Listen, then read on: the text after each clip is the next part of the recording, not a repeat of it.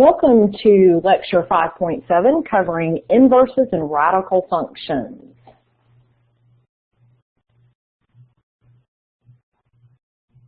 Okay, so we're actually going to start this particular section with an application problem, and this is the first thing you can encounter in your book in this section. I thought it was a really good problem to show the necessity of sometimes restricting a domain on a function to be able to find an inverse function for it, and also the importance of why we might need to be able to find inverse functions in real-world situations. So let's start out with reminding ourselves about inverses. Okay, two functions f and g are inverse functions if for every coordinate pair in function f, so the input being a, the output being b, some values, there exists a coordinate pair in the, oops, I didn't have my pen ready, hang on just a second, in the inverse function g, where the input and the output are exactly opposite of each other. So notice that our input is b in this function and the output is a. So in other words, the coordinate pairs of the inverse functions have the input and output interchanged. Only one-to-one functions have inverses. Recall that a one-to-one function has a unique output value for each input value and passes the horizontal line test. Okay, so let's go ahead and take a look at our example here that we're going to work through. So we have this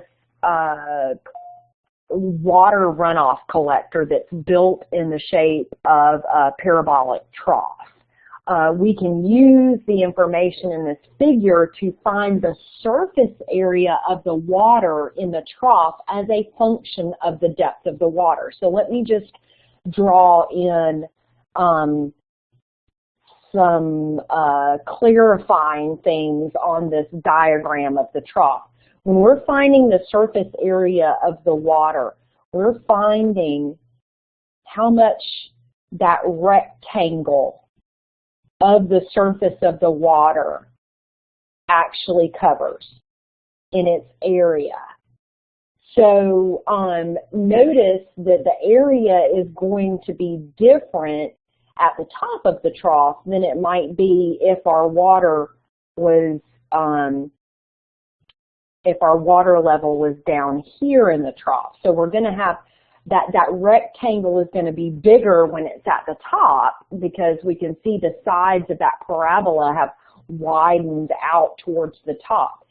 So what we want to do is figure out the surface area of the water, which I'll go ahead and tell you that this is going to be a rectangle, so the area of a rectangle is equal to length times width.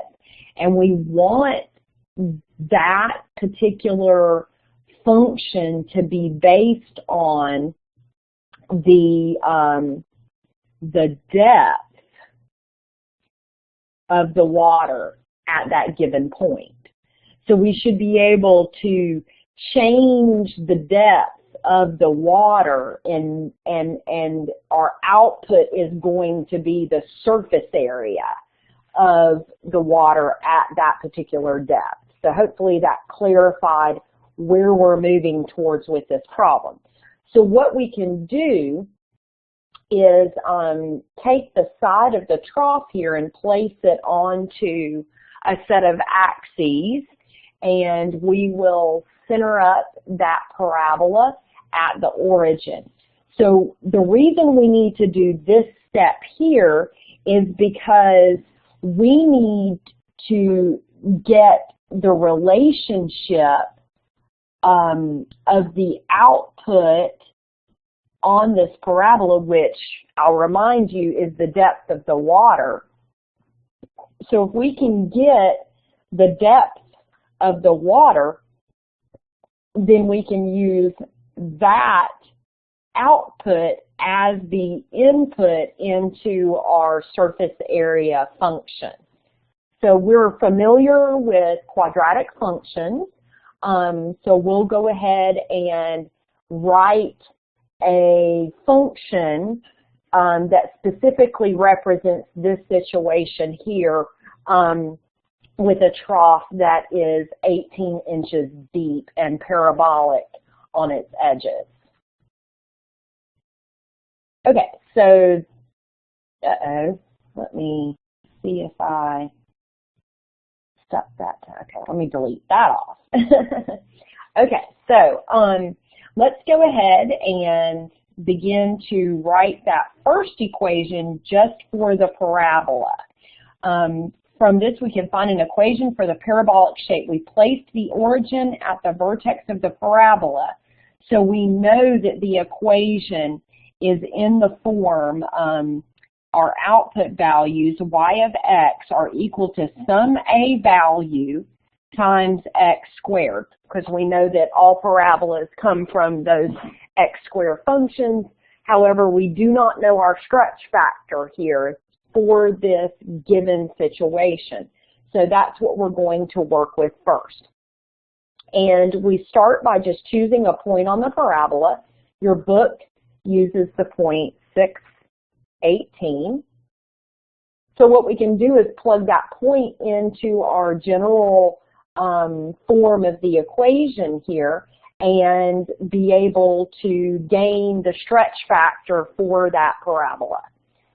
So that's what I'm going to do. I'm going to plug in the point 6, 18. So 18 equals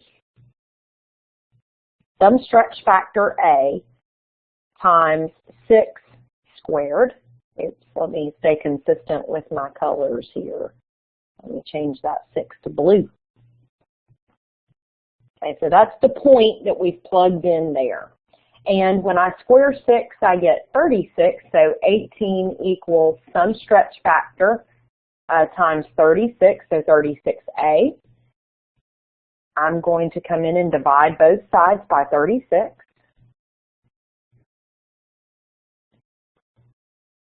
And I end up 18 divided by 36, and that reduces to 1/2.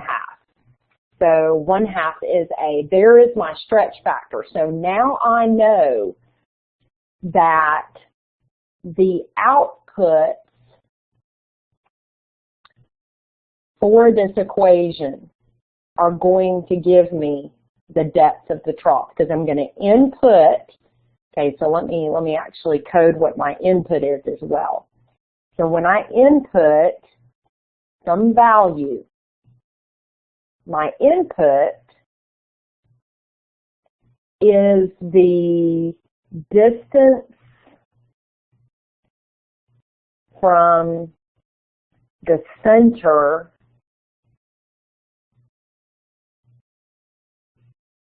to the edge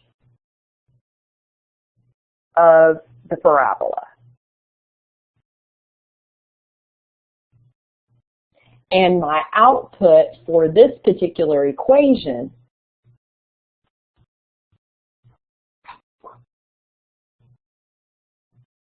is the depth of the water.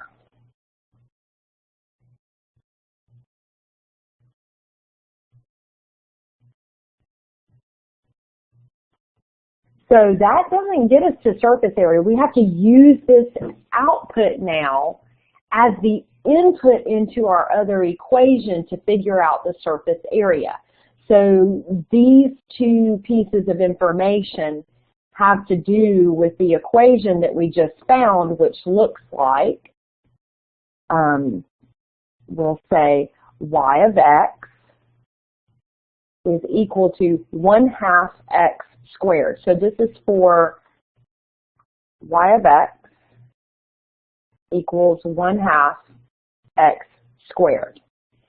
So now we're going to take that output, which is 1/2 x squared, and use that as the input into our area equation to find the surface area of the water. So let me just draw that in again. So what we're really trying to figure out with this question is what the surface area of that water is, and it's in a rectangle, so the equation for that is going to be length times width. Okay, so surface area is equal to length times width.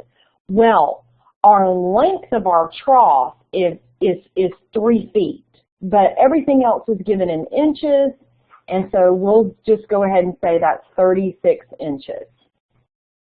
So I can go ahead and plug in my length, which is 36, times my width. Okay, so my width in this particular problem is x. However, I need the entire width across the trough. So since that first width that we were dealing with was only half of the actual width of the rectangle that we're trying to find the surface area of, I actually need to call the width for my surface area rectangle 2w. Because, or actually I'm going to stay consistent and say 2x. Because the x in our first equation is simply standing for half of that distance from the center of the parabola out to the edge. Okay, so, and this is my y value here. So solving this equation for x will give me the inverse, so that when I input the width, I'm going to be getting out the surface area. Okay, so y equals 72x. Okay, so this is my, and let me relabel this. This is my surface area.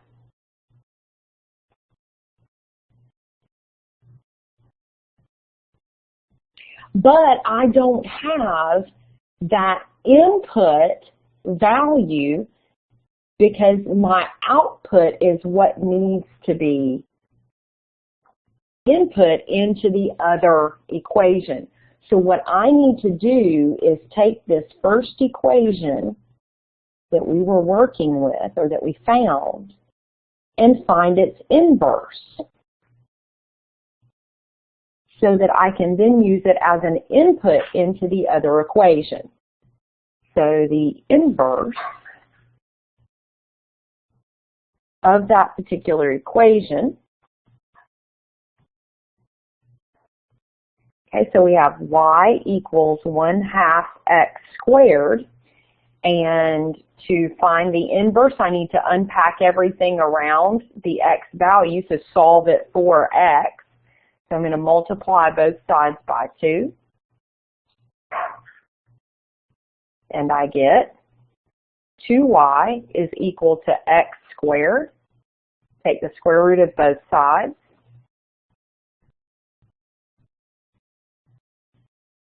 And I get that x is equal to the positive or negative square root of 2y. That is my input into the other equation. So now I have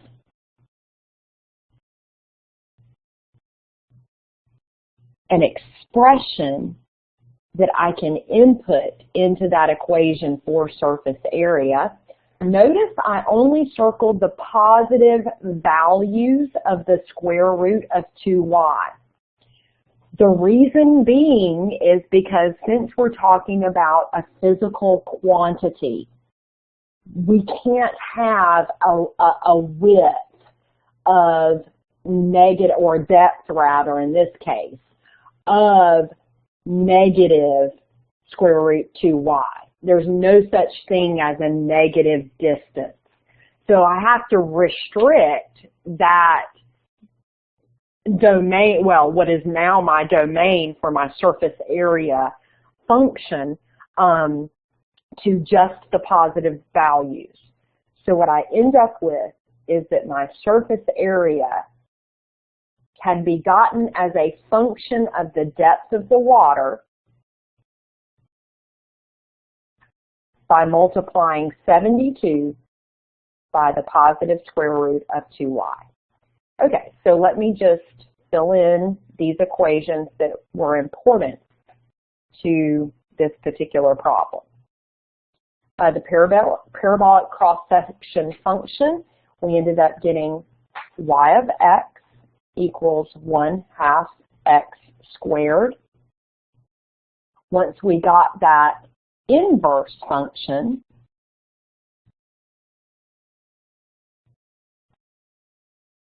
x equals positive negative square root 2y, we had to restrict the domain. So we needed to restrict the domain to positive values only. So 0 through positive. And actually, we won't even say positive infinity because this trough stops at 18.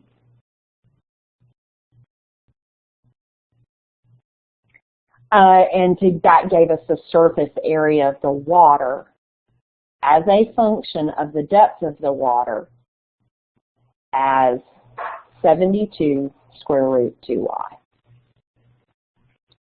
So we used one function that we knew and have already studied to take the inverse of it to get that output function so that we could use that output as the input into another function to calculate the surface area.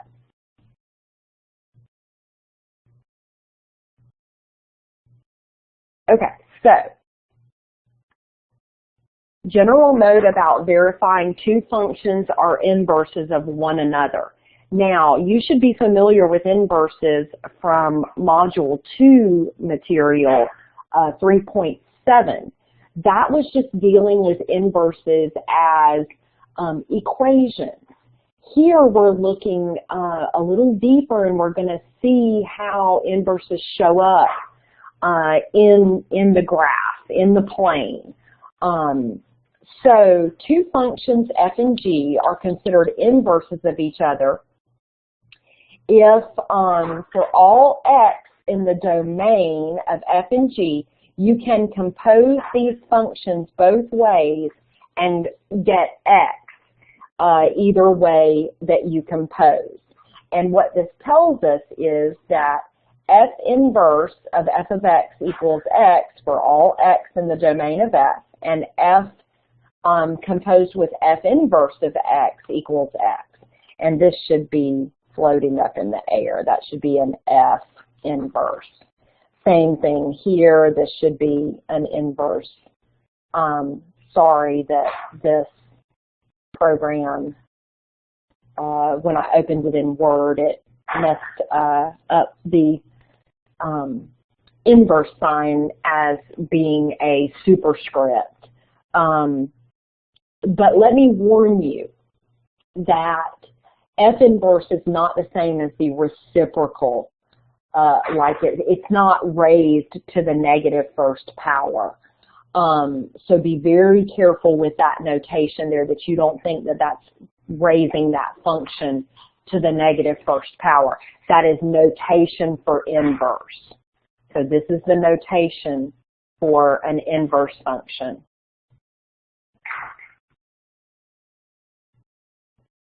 Okay, so how to find an inverse function by restricting the domain. The first thing you want to do is switch your x and your y, and then solve for y, and then you rename the function f inverse. Easy enough.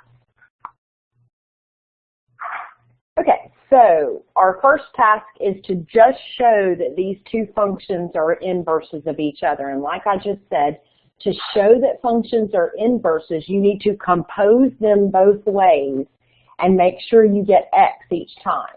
So I'm going to color code these. We'll call our f of x will be pink, and our f inverse will be blue. So the first thing that we want to verify is that f composed with f inverse of x is equal to x. Okay, so that's what we're going to verify first. And this is what that looks like.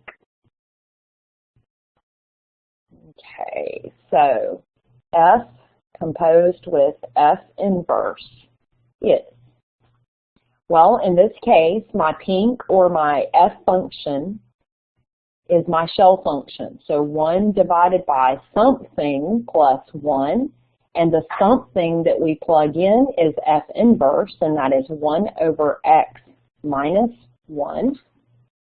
I'll just point out that there is an understood 1 in front of these parentheses that gets distributed, and that drops the parentheses off for us. So we have 1 divided by 1 over x minus 1 plus 1.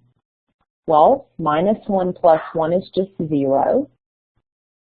So now I have 1 over x, and I'll also point out that the 1 in the numerator is understood to be over 1. We never divide fractions. We multiply by the reciprocal.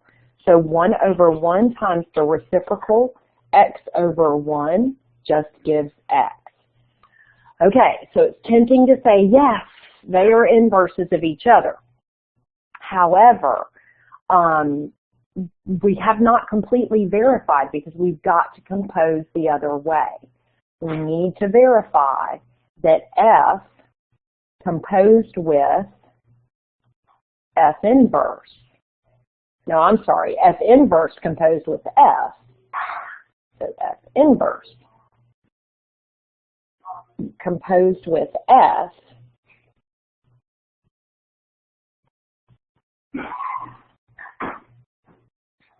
is also just x.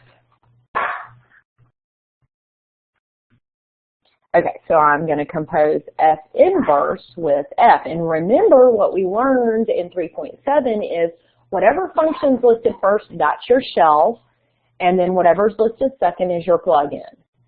So this is 1 divided by something minus 1 as my shell, and the something that I'm plugging in is function f, which is 1 over x plus 1. Okay. This one's a little trickier, not too much. We are already ready to multiply by the reciprocal because we never divide fractions. But notice we have that minus 1 hanging off the end there. Okay, so this is 1 over 1 times the reciprocal x plus 1 over 1. Multiply, oh, and I forgot to write my minus 1. Off to the side. So I'm going to go ahead and write this in parentheses so that it holds it together, and then we're going to subtract 1 from that whole thing. All right, so multiplying straight across, we get x plus 1 for that first set of parentheses, and then we subtract 1. And the positive 1, negative 1 are opposite, so we're just left with x. Now, I also want to point out, so basically we verified that these are inverse functions of each other because when we composed both ways, we got x out. So yes, inverse functions.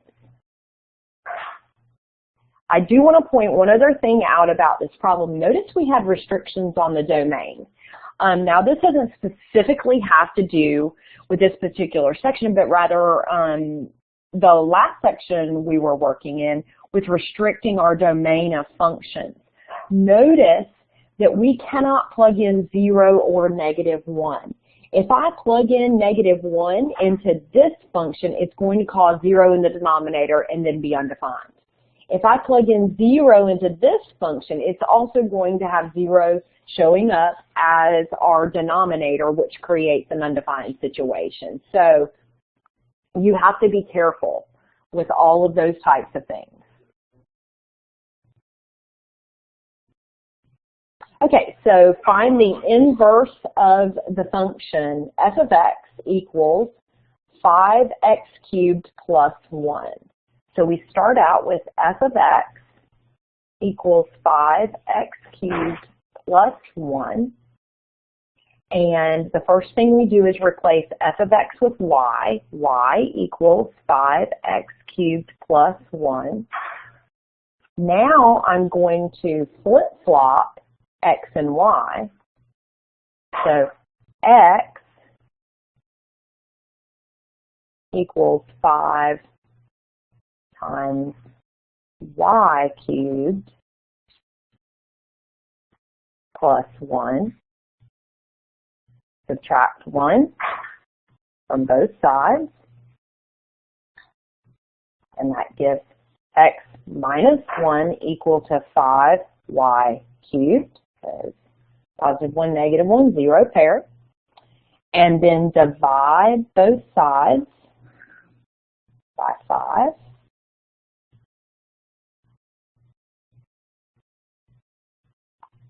And I get x minus 1 over 5 equals y cubed. Feels like we have isolated the variable y, but we haven't. We don't want to know what y cubed is.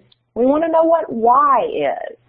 So what we have to do to undo a cubic, we have to take the cube root of both sides. And we end up with y equal to the cube root of x minus 1 over 5. So this is our inverse function here. So I want to rewrite that as f inverse of x is equal to the cube root of x minus 1 divided by 5. Now I do want to go out to our graphing calculator and take a look at both of these graphed on the same plane. So I am going to be graphing 5x cubed plus 1 and the cube root of x minus 1 plus 5. I'm just writing these down so that I don't forget them when I get out to my graphing calculator. Cube root of x minus 1 over 5. All right, let's go out to Desmos.com and take a look.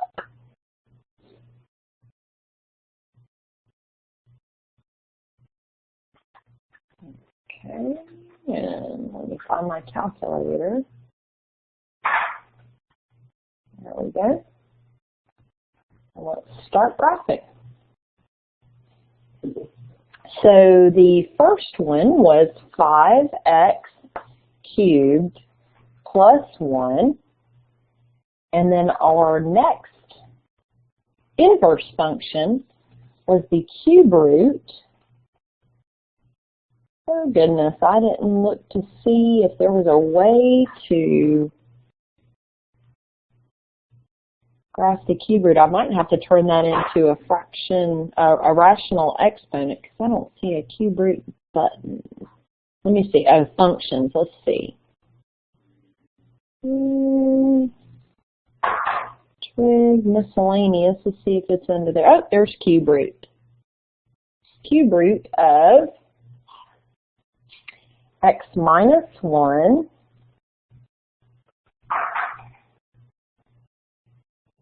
over 5. Okay. So here is the function, and its inverse graphed on the same set of axes here. And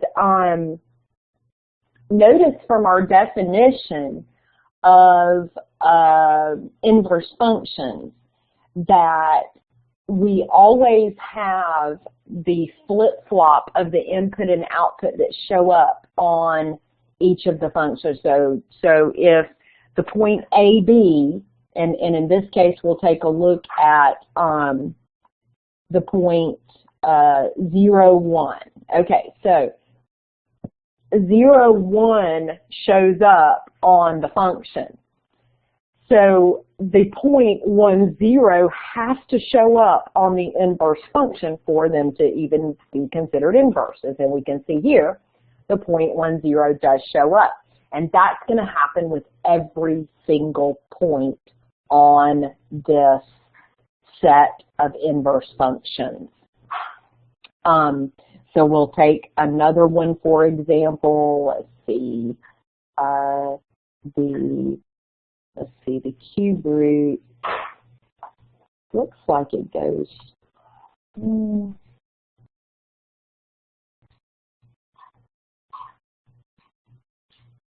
Okay, so -5, -1.063, and I'll see if I can get on -1.063 on the other function and see if we get out -5.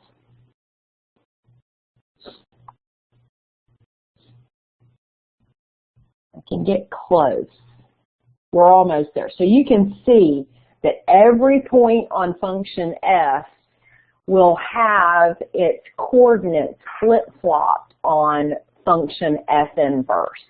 Another characteristic I'd like to point out is that graphically speaking, inverse functions mirror themselves across the line y equals x, which is the identity line. So if I graph y equals x, let me see if I can get these points off here. Okay, you can see that if my line y equals x, the line of identity, were a mirror, that you could fold in those functions on themselves across that mirror. So that is another characteristic of inverse functions, is that they mirror across the line of identity.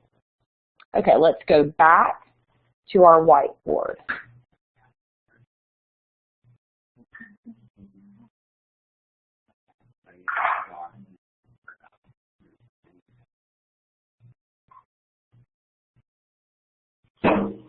Okay, so here's an example of when functions have to have their domains restricted to be able to identify the inverse function.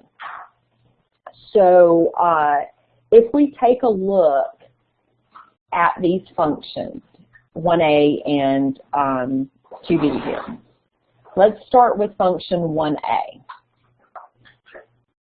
Notice it says we're only going to be able to do this for x values greater than or equal to 4. So these are restrictions on our domain. So we start out with f of x equals x minus 4 squared. And we want to find the inverse function. So we replace f of x with y. Flip-flop x and y. X equals y minus 4 squared. Okay, now I solve for y. So I need to take the square root of both sides. And I get the square root of x equals y minus 4. Add 4.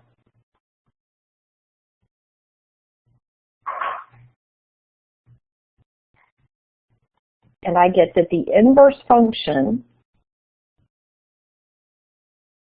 square root of x plus 4, equal to y. Okay, so this particular graph down at the bottom, the first one on the left, is a picture of this function,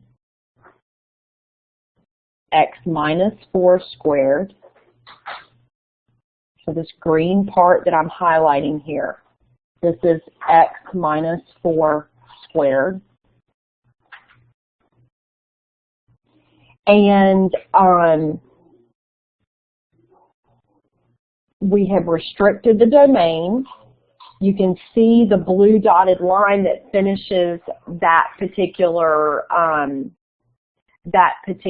parabola has been restricted because, okay, so let me just point out that this function right here is our inverse. So f inverse of x is equal to square root x plus 4. Okay, so the reason that we restricted the domain is because if we had not, we'd be getting these outputs here, and notice we would not have a function any longer because that thing would not pass the vertical line test. So because quadratics produce parabolas which are not one-to-one functions, we have to restrict the domain so that we only get half of the parabola, because if we try to find the inverse of that without restricting the domain, we will no longer have a function at all. So we have to restrict the domain of quadratics so that we're only getting half of the parabola there.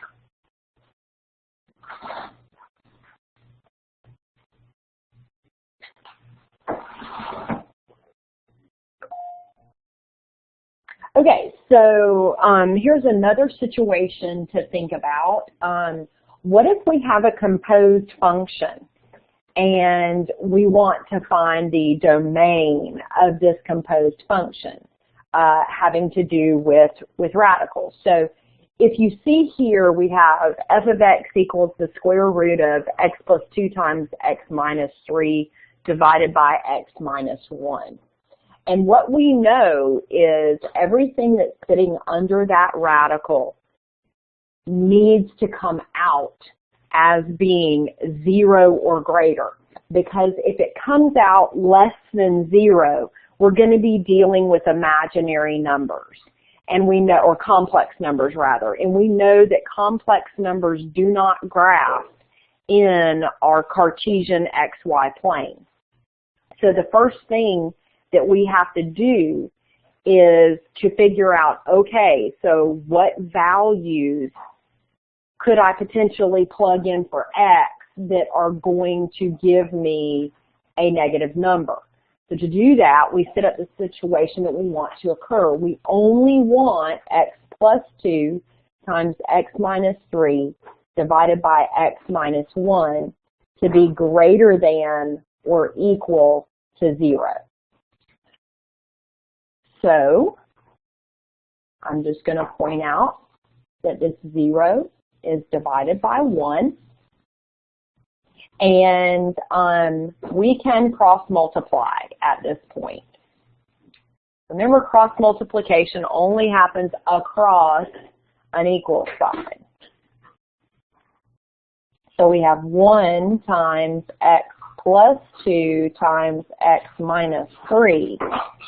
And that is greater than or equal to 0 times x minus 1.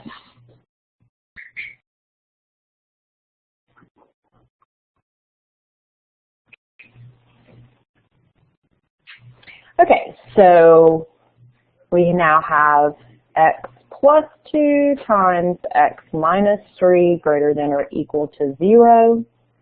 So x plus 2 greater than or equal to 0. X minus 3 greater than or equal to 0. X greater than or equal to negative 2. X greater than or equal to 3. So this is telling us the situations that we can plug in or that are included in our domain. However, look at the graph. Okay, so this is the graph down here of x plus 2 times x minus 3 divided by x minus 1. So we know from our study of rational functions that we have a vertical asymptote at x equals 1. And so the only part of the left side of the function that is positive, we know we need to be greater than -2 in our domain, but as soon as we get to 1, that function becomes undefined at that part. So we have positive output values for our function, because remember, we need positive output values to be able to take the square root of those. So we have positive output values from -2 up to but not including +1. And then if we picked back up at our asymptote between +1 and 3, we have negative output values. So we cannot include anything less than 2, anything between 1 and 3, and then we're good to go greater than 3. So from 3 all the way through positive infinity, we get positive output values again. So the domain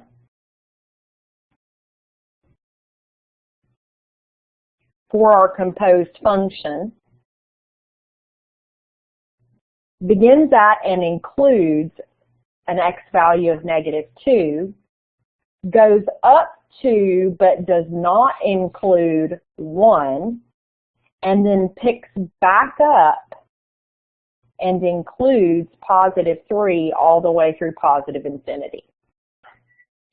So sometimes it's necessary to graph these things to get a really good picture of what's going on. And that's why I included this graph on this problem. Okay, so we have 2 application problems left. So a mound of gravel is in the shape of a cone. So I'll just do a really bad drawing of a cone here. I won't even attempt to draw it as gravel.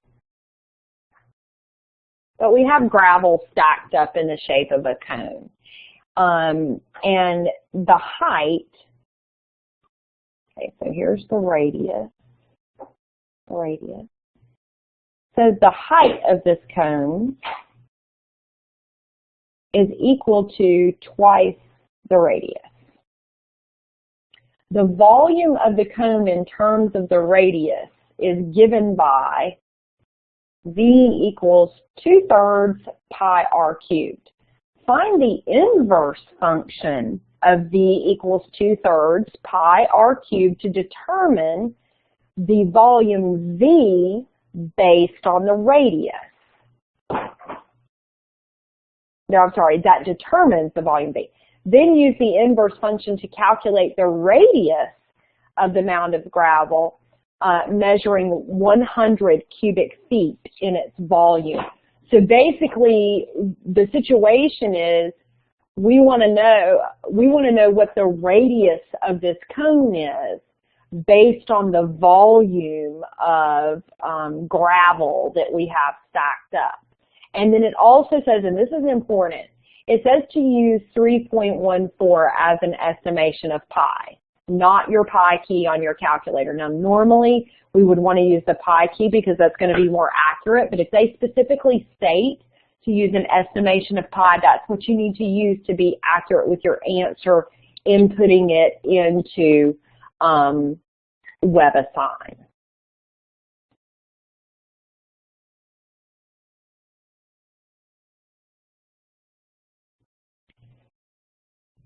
Okay, so let's go ahead and determine what the inverse of this function would be so that we can input a volume and get out a radius.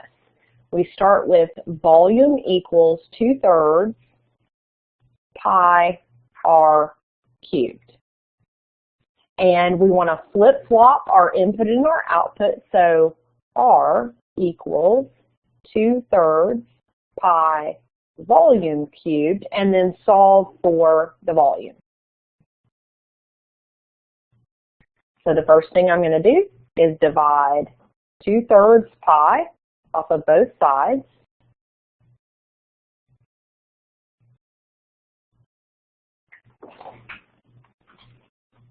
And I get r divided by 2/3. Actually, let me go back. Let me do this a little bit different way so that we don't have to deal with compound fractions. This will be a little nicer. So the first thing I want to do to not have to deal with compound fractions is multiply by the reciprocal fraction 3/2 on both sides.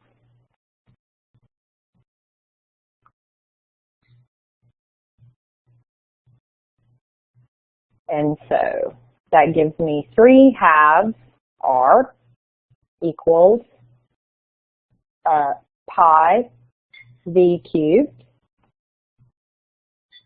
And I can rewrite that as 3r over 2 equals pi v cubed.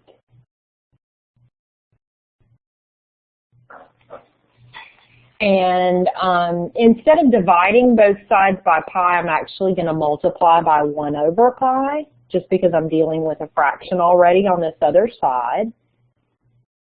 And that divides out. And I have 3r over 2 pi equals v cubed. And now I need to take the cube root of both sides.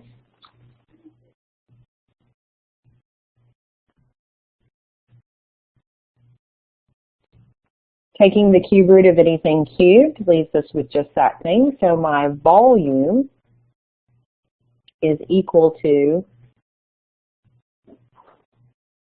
3r over 2 pi. All right, so here is the inverse function that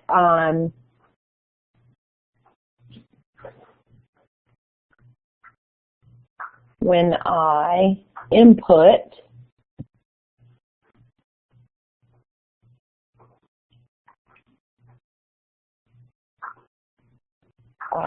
and I should have changed these to x and y and inverse.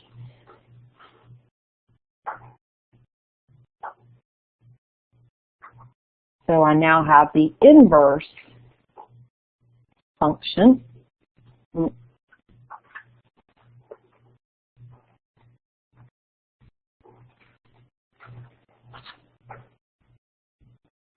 Let me rewrite both of these, make it a little clearer.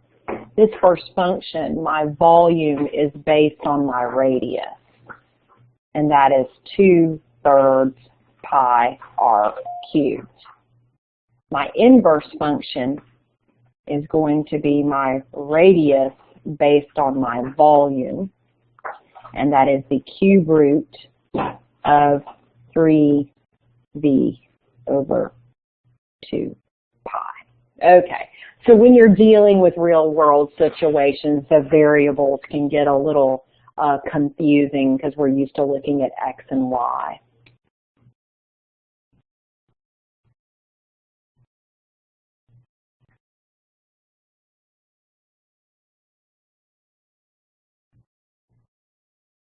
Okay, so now let's answer the actual calculation question that they have asked. They said, okay, so if you have a mound of gravel that you know is 100 cubic feet, and that's actually how you order gravel and things like that, and say they came and dumped in it and it happened to dump into a cone, you can know how big that bottom of the cone is, or rather the radius of that cone is, by using this new inverse function that we have. So we have 100 cubic feet, so we're going to plug in 100 in for our volume. And notice that they told us to use 3.14 as pi, so we'll put that in too. All right, so R of 100 equals the cube root of 3 times 100 divided by 2 times 3.14. Okay, and when I grab my calculator, and 3 times 100 is 300, when I divide that by 2 times 3.14, I get that this is equal to the cube root of 47.7707. It goes on 0064, and since there are 2 zeros after that, we'll just truncate that number there. And then I'm going to go back and take the cube root of that value. So I'm just putting cube root into my calculator, and I want to take the cube root of the answer above, and that gives me approximately 3.63, and this is measured in, we're not told. We'll just say feet, since we're dumping gravel. So what that says is if I have 100 cubic feet, okay, it did tell us feet. If I have 100 cubic feet of gravel, then the radius of that cone is going to be approximately 3.63 feet. So you'll know how much area you need to have open for when they come and dump that gravel. And then finally, we have a concentration problem here. So finding the inverse of a rational function.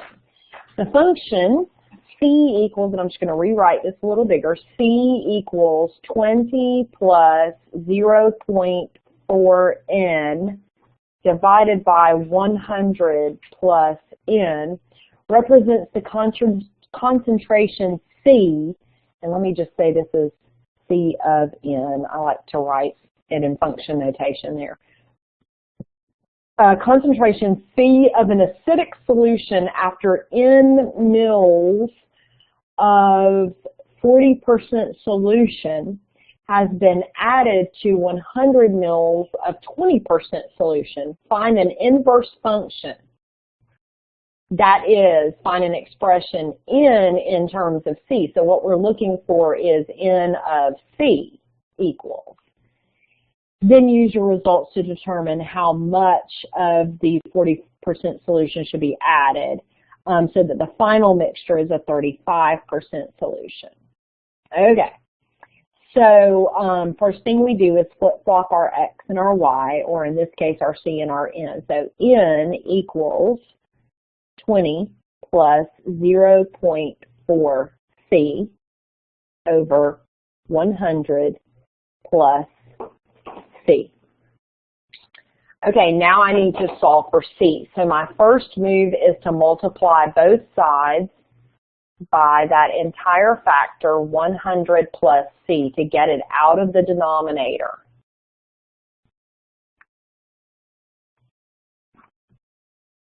And I have N times 100 plus C is equal to 20 plus 0.4 C.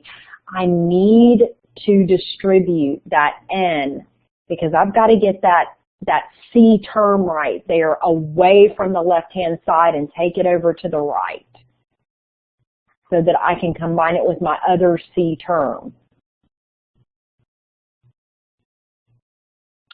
So I have N times 100, or actually let me rewrite that as 100N. That would make a little more sense. 100N plus C times N equals 20 plus 0.4C. Okay, in the same move here, I'm going to get my C terms and everything else away from that. I'm going to get my C terms together and all my others on the other side. So I'm going to subtract CN from both sides, and I'm going to subtract 20 from both sides. So this goes away here and that goes away there. So I'm left with, on the left-hand side, 100N minus 20 equals 0.4 C minus C times N. Okay, so I still don't have my C's isolated. I have to factor. 100N minus 20, yes, the F word, factor. And I'm going to factor out a factor of C, and what I'm left with is 0.4 minus N. Now I can divide that whole 0.4 minus N off of both sides.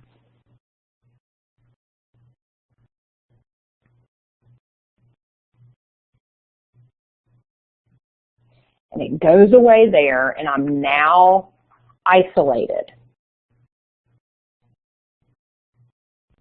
100 N minus 20 over 0.4 minus N. So I need to change my input values to write my N of C equation here, because now I want my inputs to be C. So 100 C minus 20 divided by 0.4 minus C. Now this says I can input the concentration that I'm looking for, and I will get out of that the mils of my acidic solution that I need. So the situation that we've been given is that we want to know how much of the 35, how many mils of the 35 percent solution we need to add. So I want to know what N of 0.35 is. So 100 times 0.35 minus 20 divided by 0.4 minus 0.35. All right, and I'm just going to put this into my calculator. So 100 times 0.35 minus 20 gives me a numerator of 15. And 0.4 minus 0.35 leaves me with 0.5. And when I divide 15 by 0.05, I get 300. So that is N of 0.35. And what that says is I need 300 milliliters of my 40% solution to create a 35% solution mixture. That's all I have for you for inverses and radical functions. I hope this was helpful.